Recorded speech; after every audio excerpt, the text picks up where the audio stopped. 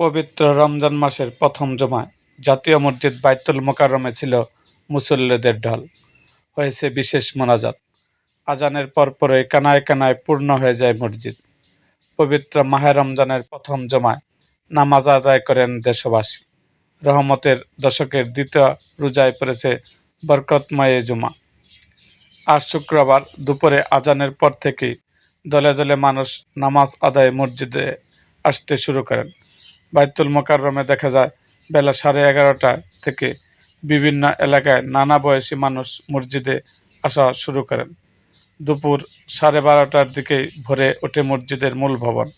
ফলে মসজিদের ভেতরে জায়গা না হয় কয়েক শতাধিক মুসল্লি বাইরে নামাজ আদায় করেন। নগরীর নানা প্রান্ত থেকে বাইতুল মোকাররম মসজিদে এসে জুমার নামাজ আদায় করেন মানুষ। মুসল্লিরা বলেন, রমজানের সবগুলো জুমার নামাজ বাইতুল মোকাররমে পড়ার চেষ্টা করি, তাই আজ চলে এলাম। এদিকে জুমার নামাজ ঘিরে মসজিদের সম্মুখে ও আশেপাশের আইনশৃঙ্খলা রক্ষাকারী বাহিনীর উপস্থিতি লক্ষ্য করা গেছে।